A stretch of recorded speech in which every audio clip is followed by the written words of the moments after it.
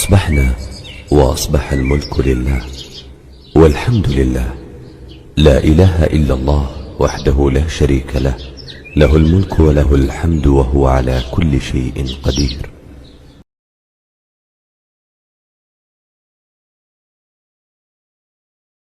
قل إن تخفوا ما في صدوركم أو تبدوه يعلمه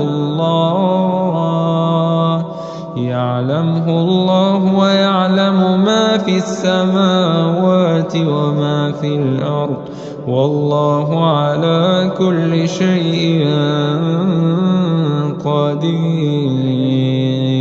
يوم تجد كل نفس ما عملت من خير محضرا وما عملت من سوء تود لو أن بينها وبينه أمدا بعيدا، ويحذركم الله نفسه والله رؤوف بالعباد. قل إن كنتم تحبون الله فاتبعوني يحببكم الله ويغفر لكم ذنوبكم، والله غفور رحيم. قل أطيعوا الله والرسول فإن تولوا فإن الله لا يحب الكافرين. إن الله اصطفى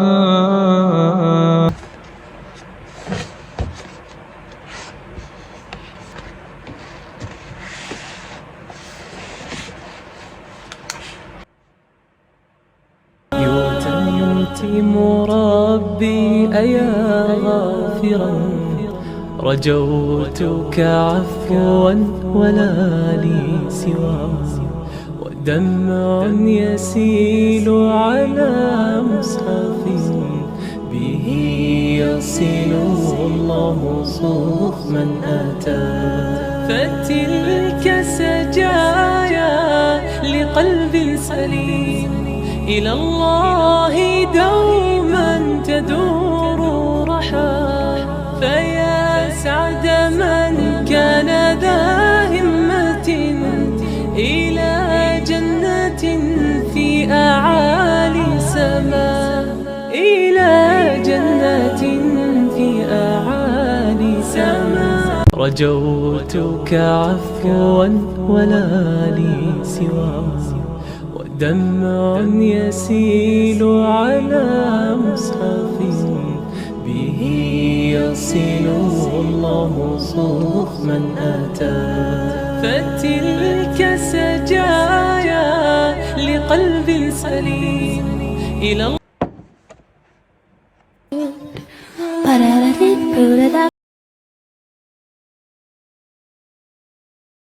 أخي قدراتك غير محدودة، أقسم بالله قدرات أي إنسان غير محدودة. يقدر يصنع المستحيل ما دام يتنفس، وهذا اللي قاله هو بالضبط. ما دامك تتنفس تقدر تصنع المستحيل. لازم تؤمن إنك تقدر، وتؤمن إن الله سبحانه وتعالى بيعينك، وكل ما تقفل باب في حياتك راح يفتح لك باب ثاني. أنك إذا استسلمت في حاجة واحدة فقط أضمنها لك. بمجرد أن تستسلم في شيء واحد أضمن لك، هو أن الشيء اللي أنت تبغى تحققه لن يحدث أبدا. في أشياء كثيرة في حياتك تبغى تحققها، تبغى تمارسها، تبغى تعيشها، ولا تزال خايف، متردد، متوتر، تنتظر فرصة معينة تبدأ فيها، تنتظر حالة معينة تستقر عندها عشان تبدأ. أنا إذا وصل وضعي كذا ببدأ، إذا كان عندي كذا ببدأ، إذا جاء اليوم الفلاني ببدأ. لا، ابدأ اليوم، من اليوم ابدأ، اقفز.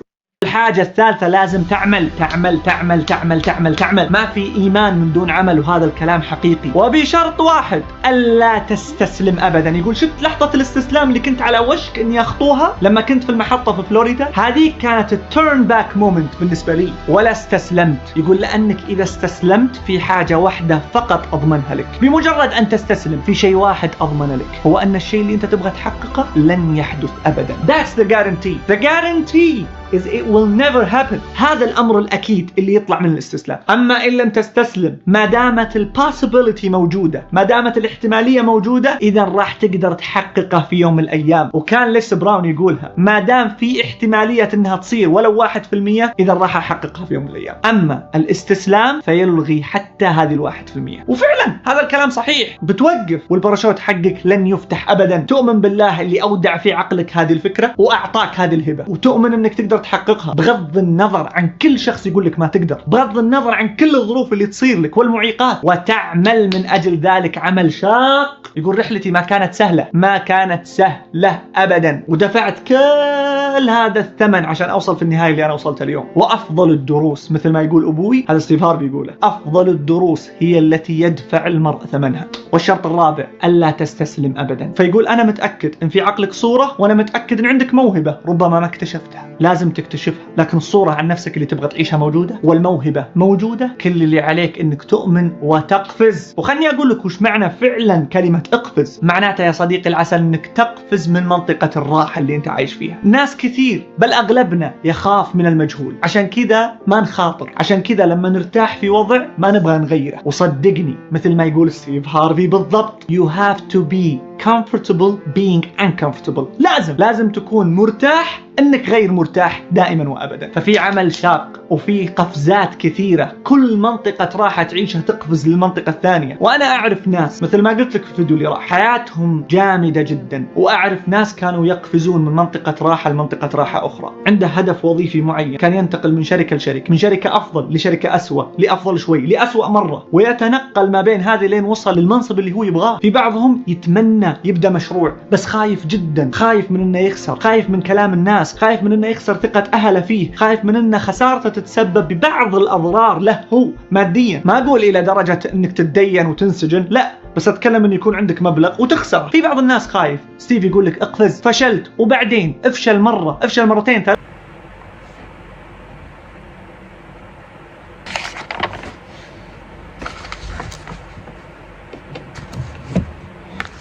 Focus.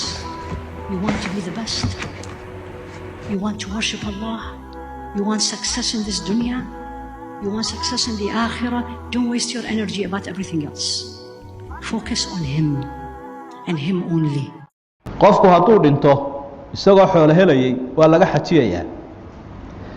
qof baa ka xajiyaya ehelkiisa ah ama cid xoolo loo dhiibay oo ka soo xajida. hadyi buu leeyahay xajku, xoolo la qalo suuratul xaj ay aada uga sheekaynayso, mid sunnaa iyo mid waajibaba uu leeyahay. xajku wuxuu leeyahay miiqaat zamani ah oo la xidhan karo, waqti la xidho in horey u saaran. alxaju ashhurun macluumaat. wuxuu leeyahay mawaaqiit ama goobo laga xidho oo makaaniya oo 5 ah, oo inagu yalamlan baynu ku leenahay. waxaan uga jeednaa axkaamta xajku marka la soo ururiyo 13 qodob aynu dul marnay ayaa inteeda badan ay ku soo ururaysaa inaad ku dadaasho oo aad ka faa'iidaysato. masalada si raacdaa waxa weeye, qofka hadduu xoolo yeesho, xajku ma inuu degdeg buu ugu waajibayaa macala taraaqiba mise waa cala alfawr? markaaba ma inuu tagaaba mise wuu dib dhigan karaa? culimadu waxay u badan yihiin inuu dib dhigan karo. sanadii 9aad waajib buu ahaa, abubakar buu nabigu diray, isaguna sanadii 10aad buu xajay. marka hadduu degdeg waajib u yahay rasuulku kama dib dhaceen. يتم ربي أيا غافرا رجوتك عفوا ولا لي سوى ودمع يسيل على مصحف به يصل الله صوخ من أتى فتلك سجايا لقلب سليم إلى الله دوما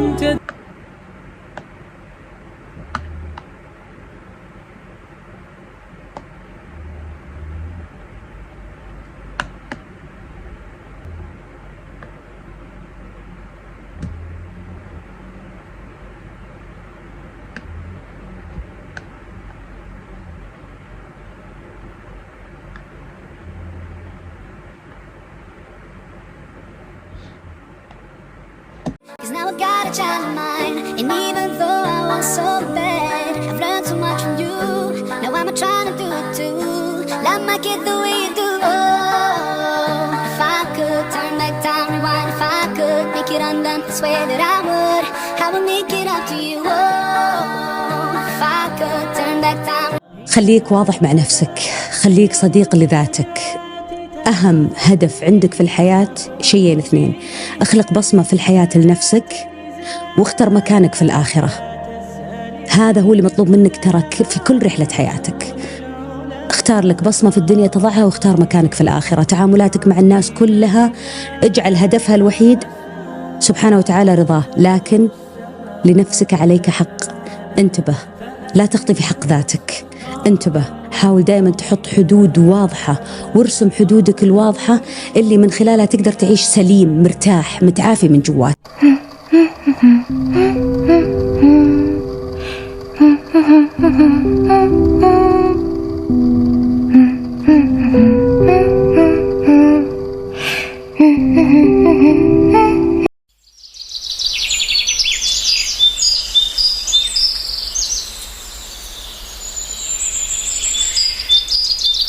I still remember 3rd of December, me in your sweater.